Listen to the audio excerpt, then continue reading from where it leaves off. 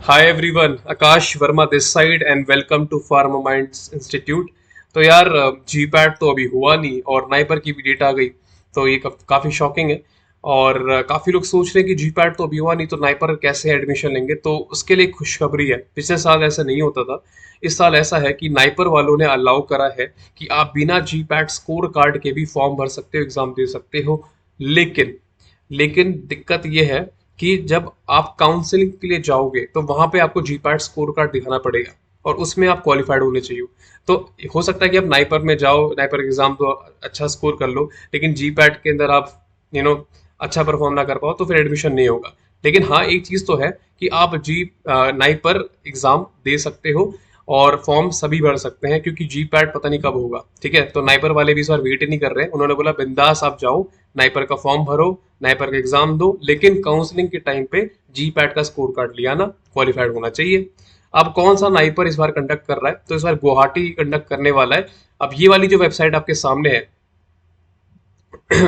naipurguwahati.ac.in, तो make sure करना कि यार इस वेबसाइट को कॉपी पेस्ट मार के कहीं पर रख लो, क्योंकि बार बार इसको आपको खोलना पड़ेगा एप्लीकेशन फॉर्म भरने के लिए, एडमिट कार्ड भर लेने के लिए, रिजल्ट्स के लिए, आंसर कॉपी जो आती है, डिफरेंट डिफरेंट अब चीज़ें आपकी रहेंगी, आपको अपडेट्स यहाँ से मिलने वाले हैं। ठीक है, तो आगे वीडियो के अंदर मैं पूरा ब्रोशर आपको समझाने वाला हूँ और 99% आपके सारे डाउट्स वहां से लगभग क्लियर हो जाएंगे। ठीक है, तो मेक श्योर करना कि वीडियो पूरी देखना। ऐसा नहीं कि सर वीडियो देखी नहीं, आप कमेंट में लिख रहे हो इसका क्या है इसका क्या है। पूरी वीडियो देखना, मैं गारंटी देता हूँ 99% डाउट वहीं से क्लियर हो जाएंगे। 1% आधा आपको लगता है कि हाँ यार ये डाउट भी रहता है, तो आप कमेंट बॉक्स में मेंशन कर सकते हो।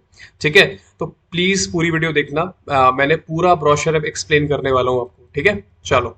तो सबसे पहली चीज कि ब्रोशर आ चुका है और ब्रोशर के अंदर सारी चीजें मेंशन्ड है, फीस आपका और डेट्स वगैरह हो गई, सीट मैट्रिक्स दे रखा है, एनेक्जर्स हैं, डिफरेंट डिफरेंट एस्पेक्ट्स दे रखे हैं। तो आगे बढ़ते हैं। और ये चीज इंपॉर्टेंट है कि आप ये ब्रोशर आपको मिल जाएगा, इसको रीड थोड़ा आप भी अपनी तरफ से देख लेना। बाकी मैं एक्सप्लेन कर देता हूँ, इसका लिंक मैं डाल दूंगा डिस्क्रिप्शन बॉक्स के अंदर। तो इन्होंने इस बार काफी अच्छा ये इंडिया का मैप बनाया है। सास नगर, सात हमारे जो अ, सात नाइपर के कैंपस हैं। सास नगर हो गया आपका, हैदराबाद हो गया, ठीक है, अहमदाबाद हो गया, रायबरेली, हाजीपुर, कोलकाता, गुवाहाटी। ठीक है, गुवाहाटी इस बार करवा रहा है। तो सारे यहाँ पर आपको कैंपस दे रखे हैं सातों के साथ, और बहुत ही ब्यूटीफुल इंडिया का मैप बना रखा है। तो आगे चलते हैं, कंटेंट्स इसको देख लेना कि किस पेज नंबर पे आपको क्या मिलेगा, मैं आपको समझाते चलता हूँ। मेक श्योर करना पूरी वीडियो देखना यार। ठीक है, चलो। तो सबसे पहले बात कर लेते हैं सीट मैट्रिक्स की। तो इस बार नंबर ऑफ सीट्स इंक्रीज हुई हैं। ठीक है, कितनी हुई है वो एग्जैक्ट नंबर अभी नहीं निकल के आया, लेकिन काफी सीट्स इंक्रीज हुई, तो चांसेस अच्छे खासे हैं। अगर मैं आपको बताऊं तो लगभग आपकी 1158 सीट्स कर दी गई हैं। 2 साल पहले तक ये नंबर ऑफ सीट्स लगभग 900 950 रहती थी। तो यार काफ़ी बढ़ोतरी हो रही है सीट्स के अंदर। और आप अपने ब्रांच के अकॉर्डिंग जो आपको चाहिए वो आप जाके देख लेना। कैसे इसको रीड करना है देखो, जैसे मेडिसिन केमिस्ट्री ब्रांच है, तो आप इसको ऐसे देखोगे कि अहमदाबाद में कितनी सीट्स हैं, 24, गुवाहाटी में 18, हाजीपुर में मेडिसिन केमिस्ट्री है ही नहीं तो वहाँ डैश दे रखा है। फिर हैदराबाद, फिर कोलकाता, रायबरेली, सास नगर मोहाली है, याद रखना। ठीक है, सब एमबीए का इस बार बहुत डिमांड है, तो एमबीए का बता देता हूँ। तो एमबीए बेसिकली 3 ही कैंपस में है। एक तो मोहाली के अंदर है, एक हैदराबाद और एक Ahmedabad. Total number of seats लगभग 120, मतलब 119 है वैसे। ठीक है, उसके बाद कैटेगरी देखो थोड़ी यहाँ पे बता रखी है। जो ईडब्ल्यूएस कैटेगरी है, मतलब इकोनॉमिकली वीकर सेक्शन, वो 10% है। ठीक है, पीएच सीट्स फिजिकली हैंडीकैप जो है 3% है। और स्पॉन्सर्ड कैटेगरी, ये सब क्या है मैं आगे आपको बताता हूँ। स्पॉन्सर्ड कैटेगरी क्या है वो 5% है। ठीक है, तो आ जाते हैं इंपॉर्टेंट डेट्स पे। यार डेट्स क्या है, अब डेट्स तो काफी इंपॉर्टेंट है। तो एग्जाम आप देने वाले हो, जो मेन डेट है उसकी बात कर लेते हैं, वो है 23 जून, सबसे मेन डेट। बाकी जो एप्लीकेशन फॉर्म आपको भरना है वो आप भर सकते हो आज ही से, 17 तारीख, और आप ये भर सकते हो 16 मई तक। ठीक है, तो लगभग 1 महीने का टाइम इन्होंने दिया हुआ है। और हॉल टिकट्स आ जाएंगे 10 आपके जून को, और उसके बाद एग्जाम आप दे सकते हो 23 तारीख को। ठीक है, एग्जाम 23 तारीख को रहेगा और एक हफ्ते के बाद रिजल्ट आ जाएगा। ठीक है, अब ये सारी की सारी जो चीज़ें, सारे के सारे अपडेट्स कहाँ आने वाले हैं, तो बेसिकली वो वेबसाइट पे रहेंगे कि भाई एमबीए के अंदर इंटरव्यू होगा कि नहीं होगा, रजिस्ट्रेशन किस तरह से करना है, क्योंकि काउंसलिंग के लिए रजिस्ट्रेशन करना पड़ता है दोबारा से आगे चल के। ठीक है, तो ये सारी चीज़ें अपडेट आपको वेबसाइट पे मिलेगा, मैं इन्फॉर्म कर दूंगा, लेकिन अपनी तरफ से भी आप वेबसाइट कहीं पे सेव करके रखो। उसके बाद मैंने मेन मेन पॉइंट्स यहाँ पे हाईलाइट कर लिए, तो उसको ही डिस्कस कर लेते हैं। जब आपकी काउंसलिंग होगी, अगर आपको सीट मिलती है तो उसी समय आपको एडमिशन फी देनी है, अगर नहीं होती आपके पास तो एडमिशन नहीं हो पाएगा, किसी और को चला जाएगा। ठीक है, तो काउंसलिंग के टाइम पे फीस इकट्ठा करके रखना। ठीक है, in case of any dispute arising because of any typographical mistake, अगर कुछ टाइपोग्राफिकल आपने मिस्टेक्स कर दी है, तो उस केस में जो फाइनल डिसीजन रहेगा वो नाइपर गुवाहाटी के डायरेक्टर का रहेगा। ठीक है, तो ये वाली वेबसाइट जरूर जरूर जरूर आप लोग याद कर लो, या फिर इसको कहीं पे सेव कर लो।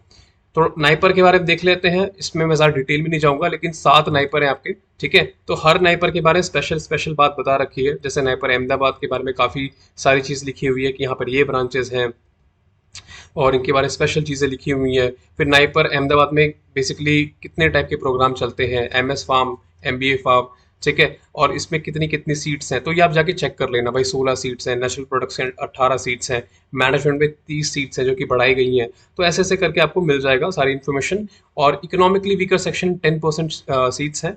इसमें आपको एक डाउट मैं क्लियर कर देता हूँ कि देखो, जनरल कैटेगरी और इकोनॉमिकली वीकर सेक्शन, EWS की बात कर रहा हूं मैं। तो सपोज आपने इकोनॉमिकली वीकर सेक्शन मतलब EWS के अंदर फॉर्म भरा। ठीक है, आपने ये वाली कैटेगरी डाली, फिर हुआ क्या, क्योंकि EWS की सीट्स कम होती हैं और ये सीट्स हो गई फुलफिल, भर गई, तो उसके बाद आपको एडमिशन नहीं मिलेगा। ऐसा नहीं होगा, आपको एडमिशन मिलेगा। उसके बाद आप काउंट हो गए सीधे जनरल कैटेगरी के अंदर। ठीक है, तो अगर इकोनॉमिकली वीकर सेक्शन EWS के अंदर एडमिशन नहीं मिलता है, तो ऑटोमेटिकली आप शिफ्ट हो जाओगे जनरल कैटेगरी के अंदर, और वहां पे फिर आपको एडमिशन मिलेगा उसके बेसिस पे। ठीक है, तो ये वाला डाउट नहीं आना चाहिए दोबारा। बहुत ही सिंपल, नाइपर गुवाहाटी के बाद में जाके पढ़ लेना पूरा।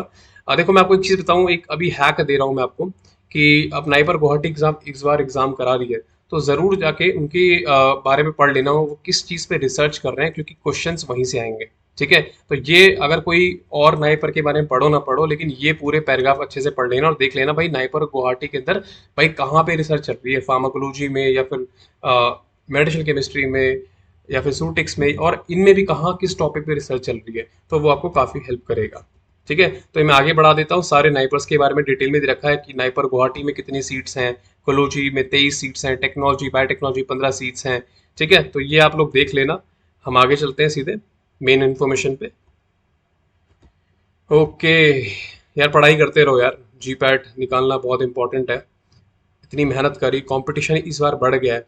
मैं आपको बताता हूँ कंपटीशन क्यों बढ़ा है, क्योंकि अभी तो क्या है कि सभी अब देने वाले हैं नाइपर, है ना, बिना GPAT स्कोर कार्ड के तो सभी देंगे, सबको लगेगा कि हमारा GPAT निकल जाएगा, तो कंपटीशन आपके आपके लिए काफ़ी ज़्यादा है। तो भाई मेहनत कर लेना अच्छे से इस बार।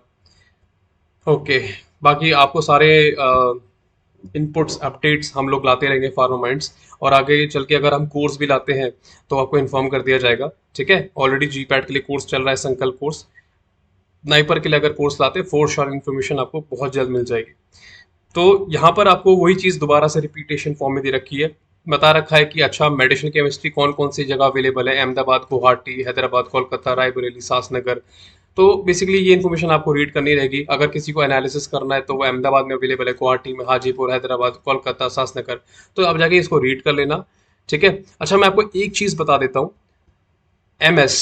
ठीक है, 4 टाइप के कोर्स चलते हैं, आपको गिनवाते चलता हूँ मैं। ये पहला टाइप का कोर्स है मास्टर ऑफ साइंस। ठीक है, तो ये पहला टाइप का कोर्स आपका हो गया नाइपर के अंदर 4.1। 4.2 जो आ जाता है वो आ जाता है M फार्म। ठीक है, तो M फार्म जो है वो दूसरा टाइप का कोर्स आपका चलेगा। M फार्म जैसे कि आपका हो गया फार्मास्यूटिकल टेक्नोलॉजी, तो ये गुवाहाटी सासनगर में है। क्लिनिकल रिसर्च जो है बेसिकली वो सासनगर में हो रही है, और कहीं नहीं है, क्लिनिकल रिसर्च सिर्फ सासनगर में ही है। तो ये सारी चीज़ें इंपॉर्टेंट है, आप देख लेना इसको प्लीज़। तीसरा टाइप का जो कोर्स चलता है वो है M.Tech। तो 3 टाइप के कोर्स अभी तक डिस्कस कर लिए हमने, MS, M फार्म, M.Tech, चौथा सबको पता है MBA। ठीक है, तो 4 टाइप के कोर्स नाइपर प्रोवाइड करा रही है आज की डेट में। इसके अंदर एक स्पेशल कोर्स है जो आपको दिखाना चाहता हूँ। ओके, कहाँ गया वो, बायोफार्मास्यूटिकल्स रेगुलेटरी अफेयर्स करके एक आपका है। हाँ ये रहा, ये वाला जो है इसका काफ़ी स्कोप है। ठीक है, और दिक्कत ये है कि बस ये सिर्फ हैदराबाद में है। जो क्लिनिकल रिसर्च है वो सिर्फ मोहाली में है, सासनगर में है, और रेगुलेटरी अफेयर्स सिर्फ और सिर्फ यहाँ पर है, हैदराबाद में है। अच्छा स्कोप है इसका काफ़ी। ठीक है, तो ये हो गया इन्फॉर्मेशन। आगे चलते हैं। नंबर ऑफ सीट्स जो है, okay, number of seats matrix मैंने आपको ऊपर दिखा दिया था, ठीक है, तो वो आप देख लेना, इसको अच्छे से रीड कर लेना। स्पॉन्सर्ड कैंडिडेट्स मतलब क्या होता है, इसको मैं आगे आपको बताता हूँ, ठीक है। चलो इसको ही डिस्कस कर ही लेते हैं यार। स्पॉन्सर्ड कैंडिडेट्स मतलब देखो क्या होता है कि जैसे हम लोग जा रहे हैं, कॉलेज से जा रहे हैं, काफ़ी सारे इंडस्ट्री से लोग स्पॉन्सर करते हैं। जैसे इंडस्ट्री से लोग स्पॉन्सर कर रहे हैं, और वो इंसान जो इंडस्ट्री से स्पॉन्सर्ड हुआ जा रहा है वो कॉलेज में जा सकता है, ठीक है। जैसे कुछ अगर किसी स्टूडेंट को कोई गवर्नमेंट स्पॉन्सर कर दे, या कोई R&D research and development organization company जैसे मैंने बताया, या फिर PSU पब्लिक सेक्टर अंडरटेकिंग, ये आपका ज़्यादा इससे मैटर नहीं करता, लेकिन थोड़ी इन्फॉर्मेशन है तो बता रहा हूँ, ठीक है। तो आप स्पॉन्सर्ड कैंडिडेट्स भी हो सकते हो, आपके पीछे स्पॉन्सर करने वाला कोई होना चाहिए, गवर्नमेंट हो सकता है, या फिर कोई R&D ऑर्गेनाइजेशन है, या PSU पब्लिक सेक्टर अंडरटेकिंग है। तो उस केस में 5% सीट्स अवेलेबल है MBA फार्म के अंदर, ठीक है, and 3% seats over and above reserve for PH physically handicap. तो ये ज्यादा आपको मैटर नहीं करता, स्पॉन्सर्ड कैंडिडेट्स बहुत कम आते हैं, ठीक है। एक्स्ट्रा इन्फॉर्मेशन थी तो देख लेना अगर आप उस कैटेगरी में आते हो तो। चलो नेक्स्ट चीज हम आ जाते हैं।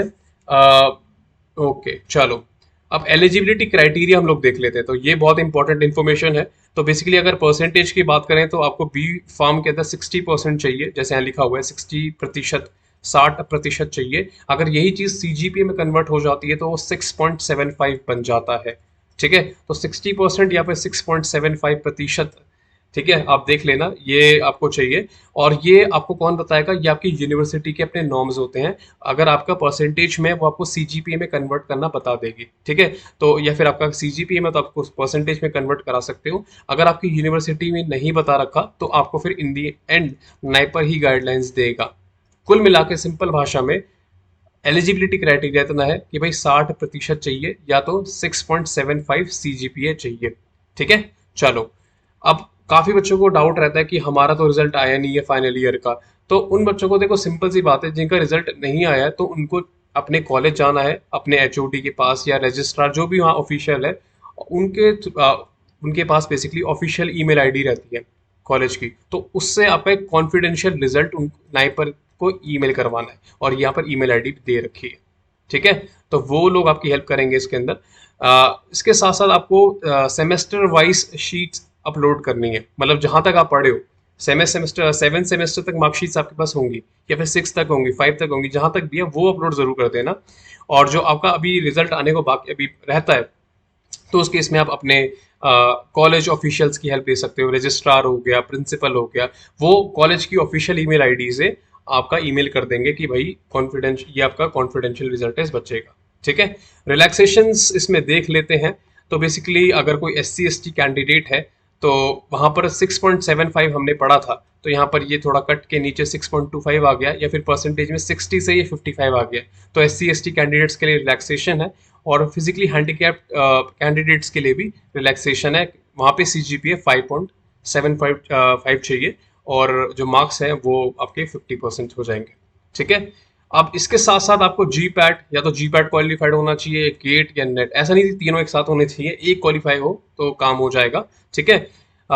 ओके चलो, any other national fellowship is an essential qualification for all programs including MBA form. MBA में एडमिशन लेना है फॉर्म में, तब भी GPAT गेट या नेट में से आपको कुछ चाहिए। कुछ एक्सेप्शंस है, अगर किसी कैंडिडेट के पास BBSC, MBBS, BAMS और BDS डिग्री है, या कोई फॉरेन नेशनल है, बाहर से आ रहा है, या फिर कोई NRI कैंडिडेट है, तो उनको फिर इन एग्जाम्स की जरूरत नहीं है, उनके लिए अलग क्राइटेरिया है, ठीक है। लेकिन आप लोग को GPAT या गेट या नेट कुछ ना कुछ तो चाहिए। Now this is the big thing that I was telling you, कि आपको GPAT का स्कोर कार्ड नहीं चाहिए इस बार नाइपर का फॉर्म फिल करने के लिए। देखो यहाँ लिखा हुआ है, all candidates due to the delay in GPAT 2023 examination, all candidates will be provisionally permitted to apply for the application process of NIPER JEE 2023। मतलब क्योंकि डिले हो रहा है GPAT का एग्जाम, लेकिन फिर भी आप अप्लाई कर सकते हो, ठीक है। लेकिन जब वेब काउंसलिंग होगी, काउंसलिंग कब होगी, अगस्त में, उससे पहले पहले आपको अपना स्कोर कार्ड अपलोड करना होगा। और समझ रहे हो स्कोर कार्ड से क्या मतलब है, GPAT क्वालिफाइड चाहिए। नाइपर का फॉर्म भर दोगे, एग्जाम दे दोगे, लेकिन अगर GPAT नहीं निकला ना तो यहाँ भी एडमिशन नहीं मिलेगा, ठीक है। तो नाइपर निकालो और GPAT तो निकालो निकालो। चलो ओके, नेक्स्ट इन्फॉर्मेशन देख लेते हैं। तो यहाँ पर ये देखो यार, ये चीज़ दे रखी है कि आपको अपने फाइनल रिजल्ट सबमिट करने हैं, मार्कशीट्स जहाँ तक भी आपकी मार्कशीट्स अवेलेबल है आपके पास, वो आपको सबमिट करनी है। सपोज 6 सेमेस्टर, ऐसा मत करना कि अभी तो हमारी 3rd सेमेस्टर तक की आई तो हम वही देंगे। कोशिश करो अपने कॉलेज से आके बात करो, मैक्सिमम 5th सेमेस्टर तो कर ही दो यार, कि वहां तक की हम सबमिट कर पाए। ठीक है, अगर मार्कशीट सबमिट नहीं कर पा रहे तो कुछ ऐसा एक डॉक्यूमेंट या पीडीएफ क्रिएट करवा लो अपने कॉलेज ऑफिशियल से, जिस पे ऊपर साइन हो और आपके मार्क्स वहां पर हो। ठीक है, तो एक काइंड ऑफ ऑथराइज्ड मार्कशीट की फॉर्म में हो जाएगा वो, अगर यूनिवर्सिटी से नहीं आए, क्योंकि मैं मानता हूँ मैं भी AKT यूनिवर्सिटी से बिलोंग करता हूँ, मार्कशीट्स बहुत डिले करते हैं वो लोग।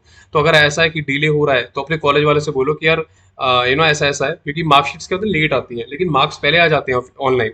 तो वो ऑनलाइन का प्रिंट आउट निकालो, कॉलेज ऑफिशियल से साइन करवाओ और उसको ही सबमिट कर दो। ठीक है, तो ये जुगाड़ लग सकता है। ओके चलो, आगे आ जाते हैं। इसकी बात मैं आगे करूंगा, क्योंकि ये सारी चीज़ें आगे डिस्कस की हुई हैं। ये बेसिकली अलग अलग कैटेगरी है, SC ST OBC, तो उसके बारे में आगे डिस्कस करूंगा डिटेल में। ये सारा वही है, रिजर्व कैटेगरी, फिजिकली हैंडीकैप। ठीक है, ये सारी चीज़ें आगे डिस्कस करेंगे हम लोग। ये एनेक्सियस के फॉर्म में दे रखे हैं। चलो ठीक है, इसको आगे डिस्कस करते हैं। ओके, तो ये जो इन्फॉर्मेशन है NRI या उनके वार्ड्स के लिए है, मतलब अगर आप NRI हो। ठीक है, तो अगर आप चाहते हो मैं इस पे थोड़ा डिटेल में आपको बताऊं तो आप कमेंट में मेंशन कर देना, बाकी आपके लिए इंपॉर्टेंट नहीं है। ठीक है, सारे नेशनल्स इंडियन हैं इधर, तो आप बिंदास फॉर्म भर सकते हो। इन्फॉर्मेशन अगर आपको चाहिए कि मैं NRI के बारे में और जो स्पॉन्सर्ड कैंडिडेट्स हैं इनके बारे में भी बताऊं, तो मैं इसके लिए अलग से एक वीडियो बना दूंगा। ठीक है, ज़्यादा इसका कोई मतलब नहीं है। होता क्या है कि गवर्नमेंट ऑफिशियल्स जो होते हैं, गवर्नमेंट डिपार्टमेंट्स हैं, R&D ऑर्गेनाइजेशंस है, पब्लिक सेक्टर अंडरटेकिंग्स है, ये अपनी तरफ से कुछ स्पॉन्सर्ड कैंडिडेट्स या स्टूडेंट्स को एडमिशन दिलवाते हैं। ठीक है, तो ये इनके लिए क्राइटेरिया है। आई थिंक उसमें आप नहीं बिलोंग करते, स्टिल आपको इन्फॉर्मेशन चाहिए, मैं इस पर अलग वीडियो बना दूंगा। Admission of foreign nationals, I think इस कैटेगरी में भी आप नहीं आते हो, तो इस पे अगर आपको वीडियो चाहिए तो बता देना, मैं इस पे वीडियो बना दूंगा। कमेंट बॉक्स में आप मेंशन कर देना। ठीक है, एप्लीकेशन कैसे अप्लाई करना है तो इसके लिए वीडियो बहुत जल्द आ जाएगी, कल या परसों। ओके, अब आ जाते हैं एप्लीकेशन फीस पे। तो बेसिकली जैसे मैंने बताया आपको कि 4 टाइप के कोर्स हैं, M Pharm है, MS है, MBA है। तो बेसिकली इन 3 टाइप के कोर्स के लिए आपकी फीस लगेगी 3,000 रुपये। 3,000 रुपये। ठीक है, इसमें general, OBC, PH category, NRI, EW सब आ जाएंगे। SC ST के लिए वही फीस आधी हो जाएगी, 1,500 रुपये। ठीक है, तो ये सारी चीज़ें हैं। ये PhD का अलग है। ठीक है, तो अब आ जाते हैं मेडिकल डिवाइस पे। अगर आप मेडिकल डिवाइस के थ्रू एडमिशन लेना चाहते हो, मैं ऐसा क्यों कह रहा हूँ, क्योंकि मेडिकल डिवाइस का अलग से एंट्रेंस होगा। ठीक है, तो उसके लिए आपको अलग से 3,000 करना पड़ेगा। तो आपको अगर MS, M Pharm, MBA इसमें एडमिशन लेना है तो 3,000 दो, और अगर आपको मेडिकल डिवाइस में भी लेना है तो टोटल 6,000 देने पड़ेंगे। ठीक है, वहीं पर अगर हम बात करें SC और ST कैटेगरी, तो वहाँ पे फीस आधी कर दी गई है। सिमिलरली यहाँ पर PhD के लिए भी दे रखा है। ओके चलो, तो अब सेंटर्स की बात कर लेते हैं। तो ये आप देख लेना आपके घर के पास कौन सा पड़ रहा है, क्योंकि नाइपर के अंडर ज़्यादा सेंटर्स आते नहीं है, तो मेक श्योर करना कि भाई बहुत पास वाला ही भरना है। ठीक है, चलो नेक्स्ट आ जाते हैं अबाउट द एंट्रेंस टेस्ट। तो बेसिकली जो मैंने आपको बताया था, MS, M Pharm और आपका MBA, इनके लिए कॉमन टेस्ट पेपर आएगा। ठीक है, और मेडिकल डिवाइस का एक सेपरेट टेस्ट होगा, उसी दिन होगा। ठीक है, थोड़े समय बाद उसी दिन होगा, लेकिन एक सेपरेट टेस्ट होगा मेडिकल डिवाइस के लिए। देखो लिखा हुआ है, a separate exam for medical device will be conducted in the respective examination centres. उसी एग्जामिनेशन सेंटर्स में on the same day in afternoon session. हो सकता है, मुझे लग रहा है कि आपका एग्जाम ना सुबह होने वाला है, जो MS M Pharm वाले हैं 9:30 से 12:30, और जो मेडिकल डिवाइस है उनका दिन में होने वाला है। ठीक है, तो एग्जैक्ट टाइमिंग जो होगा वो आपकी हॉल टिकट पे, मतलब एडमिट कार्ड पे लिखाएगा, तो उसका आपको वेट करना पड़ेगा। ओके ठीक है, अब यहाँ पे कुछ सिलेबस के बारे में बता रखा है, लेकिन इसका ज़्यादा तो बनता नहीं है। बेसिकली नाइपर के अंदर आपका B Pharm का सिलेबस ही आता है।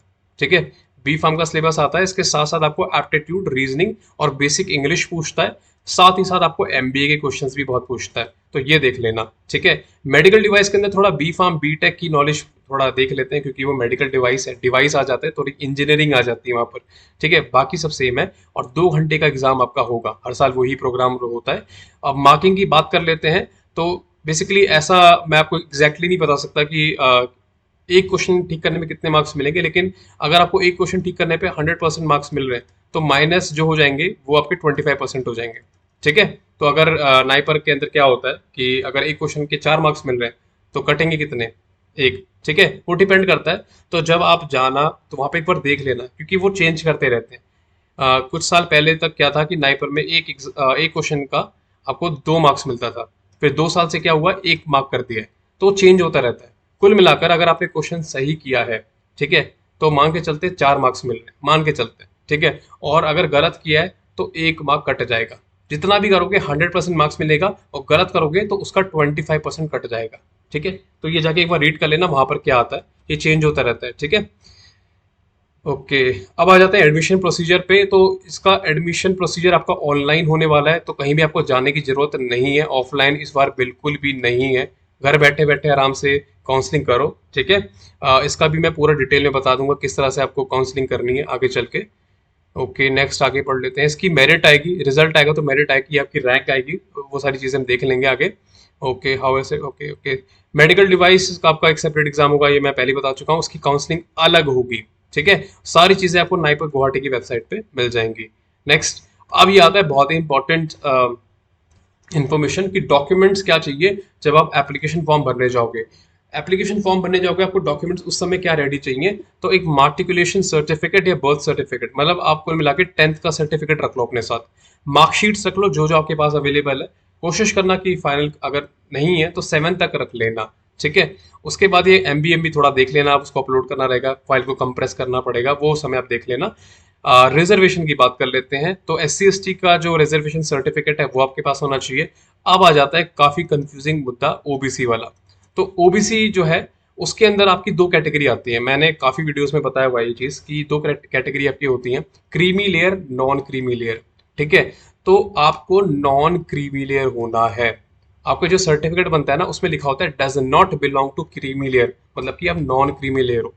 नॉन क्रीमी लेयर ये दर्शाता है कि आपकी फैमिली की इनकम एक पर्टिकुलर लिमिट से कम है, ठीक है। तो जो आपका सर्टिफिकेट बनेगा ओबीसी का, वो नॉन क्रीमी लेयर वाला होगा। एक और डाउट बता देता हूँ, स्टेट वाला होगा कि सेंट्रल वाला होगा, तो आप ही बताओ। नाइपर कैसी यूनिवर्सिटी है, आपके स्टेट में है? वैसे पंजाब वालों को तो स्टेट में ही है क्योंकि ये मोहाली में एडमिशन ले रहे हो, लेकिन ये एक सेंट्रल यूनिवर्सिटी है, तो आपको सेंट्रल चाहिए। आई रिपीट अगेन, ये डाउट मुझे दोबारा नहीं चाहिए कि भाई स्टेट नहीं चलेगा, नहीं चलेगा, नहीं चलेगा, सेंट्रल ही चलेगा, ठीक है। स्टेट नहीं चलेगा, आई रिपीट, अगर मैंने कुछ गलत बोल दिया दोबारा से सुन लो। स्टेट आपका नहीं चलेगा, आपको सेंट्रल ओबीसी ही चाहिए, ठीक है। वो बकायदा बहुत अच्छे से चेक करते हैं। उसके बाद आपका ईडब्ल्यूएस का सर्टिफिकेट। अब इसके अंदर बच्चों को डाउट आता है कि जो ईडब्ल्यूएस सर्टिफिकेट है उसकी ना एक वैलिडिटी होती है 1 साल की, तो अभी इसको रिफ्रेश करवा लो। अगर आपका पिछले साल का है ना, वो काम नहीं करने वाला, आपको फ्रेश इस साल का चाहिए, तो अभी बोल रहा हूँ ईडब्ल्यूएस वाले स्टूडेंट्स जितने भी हैं, बीच में टाइम लगे, जाओ दफ्तर बनवा लो फ्रेश बिल्कुल, ठीक है। उसके बाद आपको डिसेबिलिटी का सर्टिफिकेट, अगर डिसेबिलिटी है तो वो लगाना है। आधार कार्ड और की सेल्फ अटेस्टेड कॉपी, मतलब इसका मतलब क्या होता है कि आपको आधार कार्ड की फोटो कॉपी निकालनी है और उसके ऊपर साइन करके अपलोड कर देना है। सेल्फ अटेस्टेड का मतलब ये होता है साइन करना होता है। स्पॉन्सरशिप सर्टिफिकेट ज़्यादा आपको रिक्वायरमेंट नहीं है। पासपोर्ट साइज फोटोग्राफ आपको चाहिए रहेगा और सिग्नेचर आपको करने रहेंगे, ठीक है। एमबीएम भी देख लेना अपलोड करते समय। ओके, ठीक है। अब ये इन्होंने काफ़ी अच्छी चीज़ बताई है कि यार आप नाइपर का एग्ज़ाम दे तो दोगे, इन्होंने अलाउ तो कर दिया है, लेकिन जब आप वेब काउंसलिंग के लिए जाओगे तब जीपैट या गेट या नेट किसी का स्कोर कार्ड चाहिए, उसमें आप क्वालिफाइड होने चाहिए, नहीं तो एडमिशन नहीं मिलेगा, ठीक है। ओके, अब आ जाते हैं फीस और पेमेंट्स पे, कितनी फीस है। तो यार मैंने आपको एक चीज़ बताई थी स्टार्टिंग में कि सीट्स बढ़ गई हैं, जो कि अच्छी खबर है, लेकिन एक बुरी खबर भी साथ में है कि फीस भी बढ़ गई थोड़ी बहुत, ठीक है। तो मैंने एक नंबर लिखा हुआ है, तो फीस पहले मैं बता देता हूँ आपको, MS M pharm M tech की। तो बेसिकली आपको पहले सेमेस्टर में जब आप ज्वाइन करोगे उस समय आपको कितनी फीस पे करनी है, तो MS M pharm M tech वालों की इतनी फीस जानने वाली है, जनरल कैटेगरी। और जो बगल में लिखा है ना, वो आपकी SC ST, हाँ SC ST है, ठीक है, आपकी ये फीस है। और ये आपकी बाद के सेमेस्टर्स की फीस है, मतलब ये वाली जो फीस है आपको सेकंड, थर्ड, फोर्थ सेमेस्टर में देनी है। सिमिलरली SC ST वालों को टोटल फीस मैंने कैलकुलेट कर ली है, लगभग आपकी 2.65 लाख फीस बन रही है, ठीक है। और 1.62 SC ST कैटेगरी के लिए, एम फार्म, MS और एम टेक, ठीक है।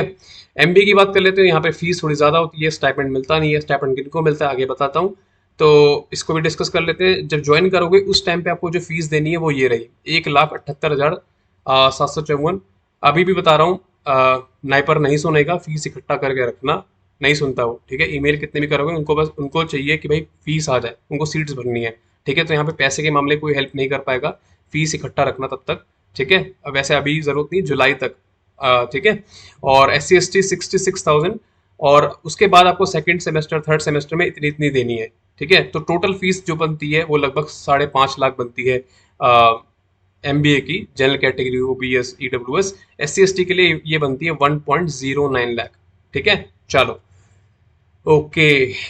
अब देखो यहाँ पे लिखा हुआ है कि जिस डेट पे बोला जाएगा उसी डेट पे आपको फीस सबमिट कर देनी है। वही चीज मैं बोल रहा था, अगर आप डिपॉजिट नहीं कर पाते हो तो वही सीट आपके नेक्स्ट कैंडिडेट को चली जाएगी। तो इसलिए बोल रहा हूँ बार बार कि फीस पहले से ही जुगाड़ करके रखना, आखिरी दिन मत देखना, ठीक है।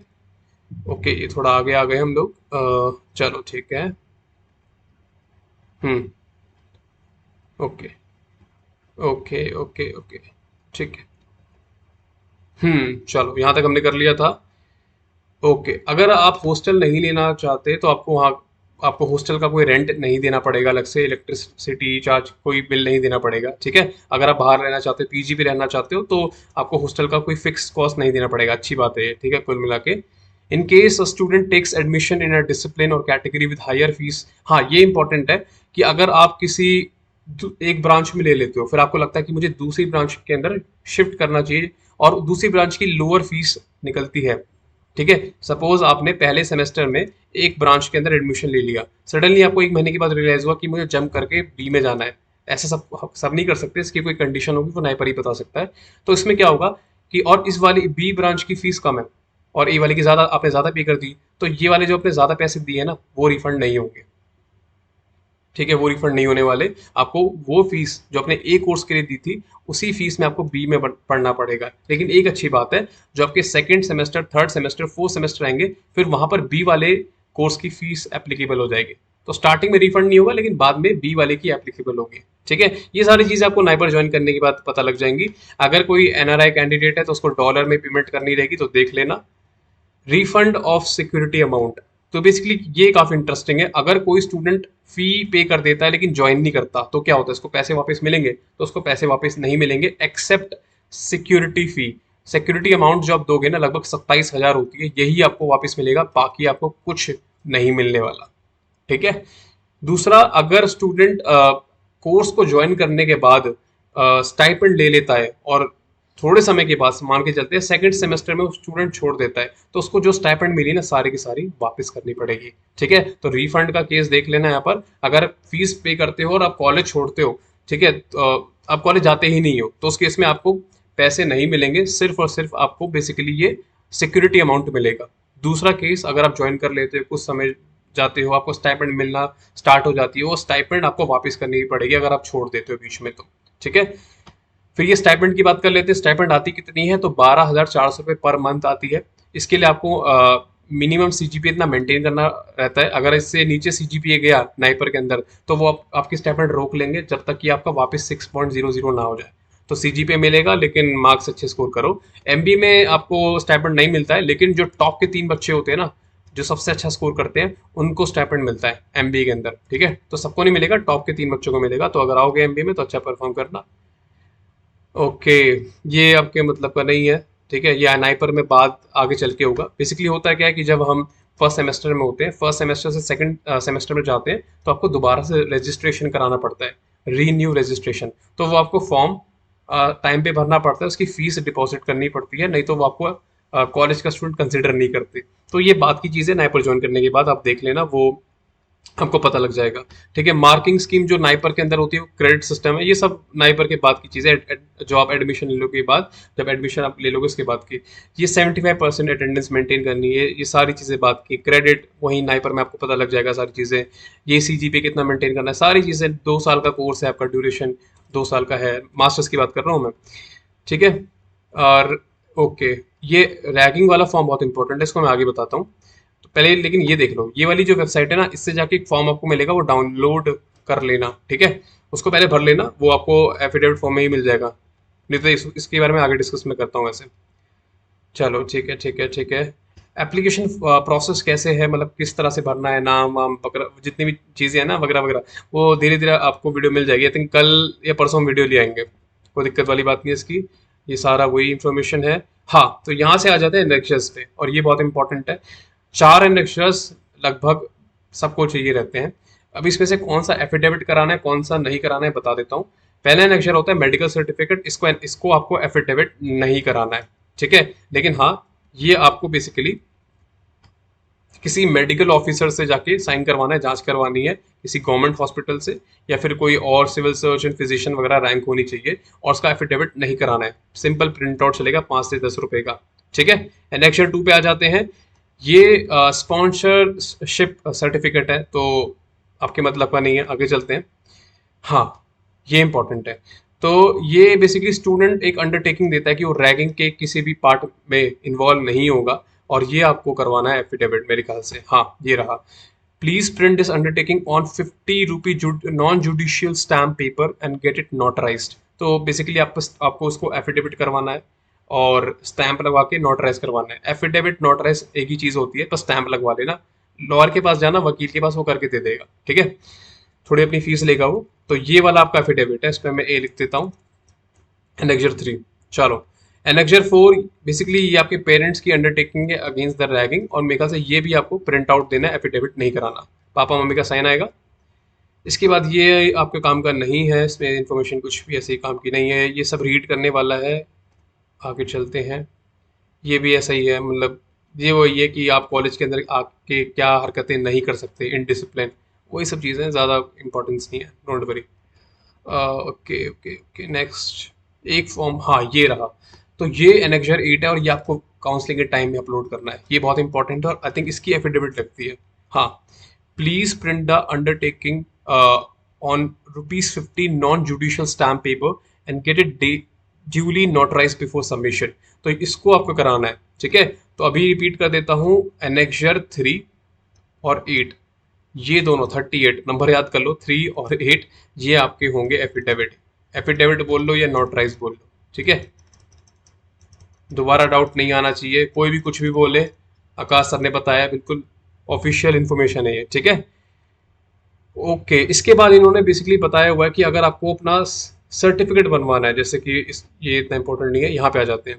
अगर आप जनरल ईडब्ल्यूएस कैटेगरी को बिलोंग करते हो, तो आपका जो कास्ट सर्टिफिकेट है वो इस तरह से फॉर्मेट बनेगा, ये फॉर्मेट में आपको बनाना है, ठीक है। ये फॉर्मेट आपका दिखेगा। ओबीसी एनसीएल, एनसीएल बोले तो नॉन क्रीमी लेयर, ये फॉर्मेट दे रखा है, फॉर्मेट पहले से इन्होंने दिया हुआ है, तो इसी फॉर्मेट पे बना के लाना, नहीं तो मानेंगे नहीं। तो हम ब्रोशर के एंड में पहुंच गए, क्या बात है, पूरा ब्रोशर हमने रीड कर लिया, जिसने एंड तक वीडियो देखी है तो कॉन्ग्रेचुलेशंस, आपने सारी इन्फॉर्मेशन जान ली है। कोई भी डाउट रहता है कमेंट बॉक्स में मेंशन कर देना, मैं पूरी कोशिश करूंगा उसको सॉल्व करने की, ठीक है। तो आई थिंक नाइपर अभी दूर है, 23 जून, ठीक है, 2 महीने का टाइम है, पहले जी पैट हो जाएगा मुझे पता है। जी पैट पे ही फोकस करो यार, ठीक है, क्योंकि नाइपर फोकस करा, पता लगा जी पैट निकला नहीं, नाइपर भी निकल जाएगा हाथ से। जी पैट मेन होना चाहिए, और मैं ऑनेस्टली बताता हूँ, जिस बच्चे की जी पैट की तैयारी अच्छी होती है और नाइपर की तैयारी अपने आप ही अच्छी हो जाती है, क्योंकि सेम ही चीज़ें आती हैं, कुछ एक्स्ट्रा आती हैं, वो हम पढ़ाई देंगे, Pharma Minds we will help you in that for sure, ठीक है। तो कोशिश करो अभी जी पैड पे ही फोकस रखो, नाइपर रेट आ गई है, फॉर्म फिल करके बस भूल जाओ, अभी जी पैड निकालना है कुछ भी करके, ठीक है। जिन बच्चों का गेट निकल चुका है वो नाइपर की तैयारी स्टार्ट कर सकते हैं, या नेट निकल चुका है, लेकिन जी पैड जो जी पैड में लगे पड़े, बस अभी तो यार सब कुछ जी पैड ही है, नाइपर दूर है, इतना सोच के चलो, ठीक है। फॉर्म भर दोगे, नाइपर का एग्जाम आपका रैंक, मतलब वहाँ रैंक अच्छा आ गया, लेकिन बाद में जब जी पैड का रिजल्ट आया वहाँ जी पैड नहीं निकला हुआ, क्या फायदा हुआ, कुछ नहीं निकला, कोई आउटकम नहीं निकला ना इस चीज़ का। तो please focus on GPAT right now for all the students जिनका जी पैड नहीं अभी हुआ नहीं है। तो बाकी जो गेट है नेट वाले क्वालिफाई कर चुके हैं, आप स्टार्ट कर सकते हो अपनी preparation accordingly. Thank you so much for joining, और मैं जितने भी नाइपर के अपडेट्स होंगे, बाकी वेबसाइट आपको मैंने नोट करवाई दी है, तो जितने भी अपडेट्स होंगे मैं आगे वीडियो ले आऊँगा, ठीक है। एडमिट कार्ड कोई भी अपडेट आता है, लेकिन डॉक्यूमेंटेशन के रिगार्डिंग सारी चीज़ें मैंने आपको बता दी हैं, ओबीसी ईडब्ल्यूएस फ्रेश बनवाना है, सारी चीज़ें बता दी हैं, कोई डाउट रहना नहीं चाहिए अभी, ठीक है। तो all the best, keep preparing, and pharma minds is always with you.